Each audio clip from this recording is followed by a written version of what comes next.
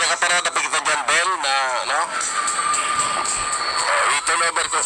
Bantayan po nindo. Fasten your seatbelt. Kapag bultad ako, o kaya pag bulta ko, masinsiyo na kita kan mga istorya. Na at least, nganing mabalansita man lamang.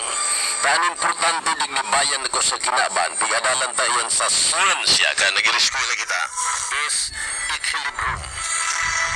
If there is no equilibrium, or in other words, balance, sa buhay ta, sa satuyang palibot, sa panggobyerno, daing balanse, mate, lubog kita gani, lamos kita gani. So we must maintain a balance.